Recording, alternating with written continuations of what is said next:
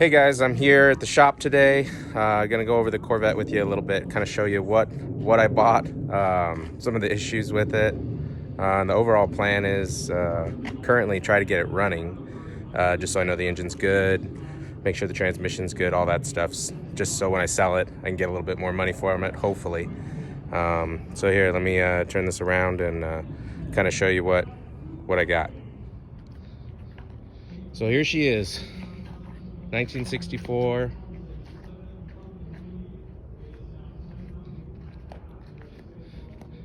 It's a little rough around the edges, but it'll definitely do for what we have planned.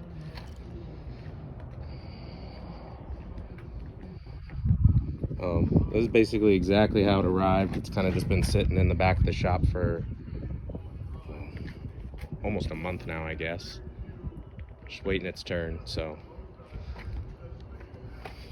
Inside of it, I'll get this open.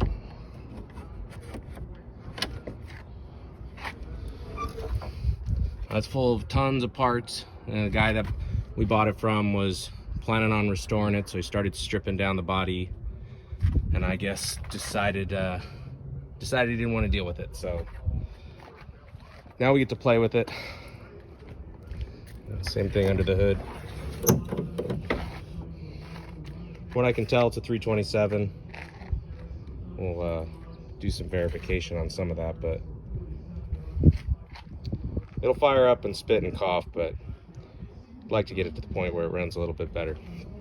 So I'm just gonna get all the junk out of it and start organizing stuff, and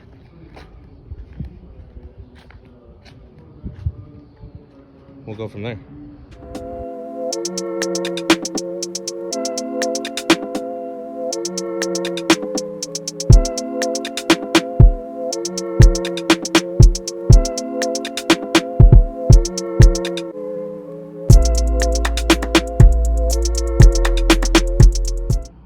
All right, let's see if we can't get it running. Got a jump box hooked up because of course the battery sucks. Got my start button, ignition's on. Just trying to see if it's just gonna be a fuel related issue or a spark related issue. There we go.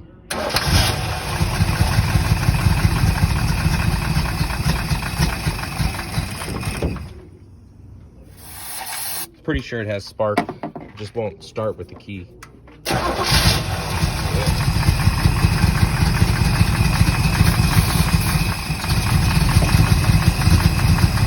It sounds like shit, but it runs.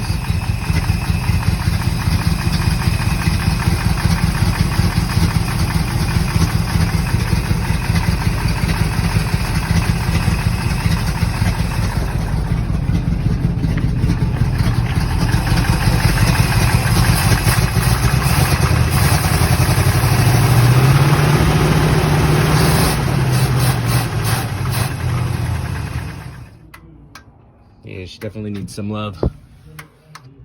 That's all the fuel that's just leaking out of the carburetor. Probably just right out of the accelerator pump itself. Oh, the gas smells like it's 500 years old too, so.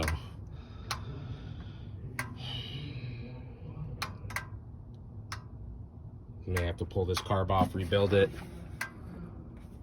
and put some fresh gas in it and see what it does. All right, so I got the engine running better. It's not great.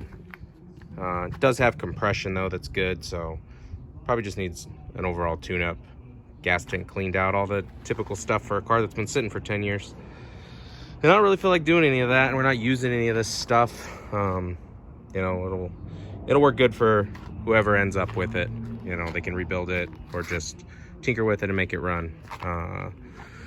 So overall, just to kind of start with something like this, you gotta put together a whole plan, you know, from start to finish before you even start, so you don't get halfway through and, you know, wish you had never done it or missed something. So we have a, you know, pretty big plan for this one, but you know, the stages that it'll happen in, it'll make a lot more sense as we go. So, you know, just a couple things to go over and kind of see how it is already just marking its territory, just sitting here. So, you know, that's the frame. or what's left of it. It's obviously super rusty.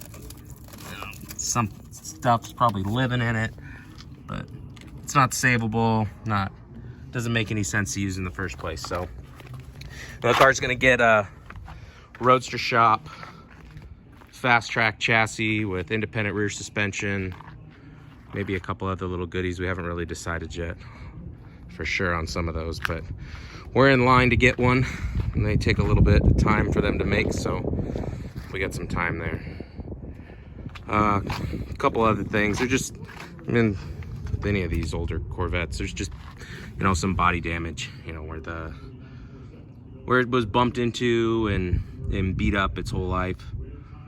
So a lot of this has to be stripped down. We'll media blast the entire car, get it down to raw fiberglass.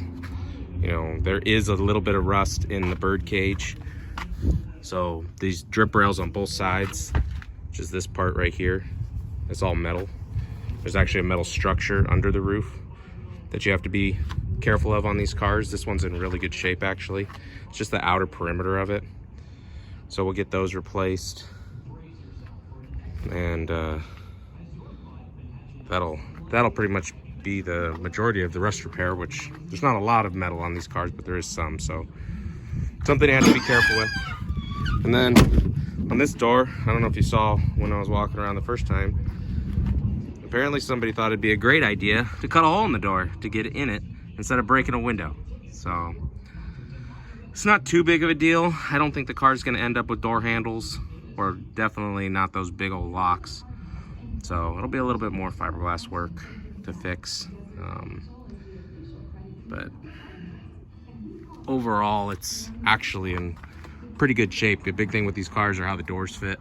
You know, doors on this car are amazing. They fit incredible. But other than that, one of the first things we're gonna do is we're gonna get this car media blasted, and then we're gonna ship it over to a local shop to us called Fessler, and they're gonna make flush mount glass for this car. It'll be something that'll be available for everybody, so you don't have to try to shrink the openings, but it'll be really nice looking with all the trim that goes around the window will be eliminated, you know, front and back. So when they do it, they basically, for the window to sit basically out flush with this without having to do any real modifications of the body, the glass has to grow. It has to get bigger. And that's what they do. They basically will take this car, make a mold for the glass, and then from there produce it, which is extremely expensive to do. So they'll have to sell quite a few sets of glass, but these are so popular, I'm sure that'll be pretty easy for them. As you kind of seen in some of the renderings that we've released, we're gonna do a split window. So we'll add the split down the middle once the mold off the car's been made, and then the glass will get cut to fit the opening. On the back of the car, there's really not a lot of the fiberglass on this car we're using from that body line down.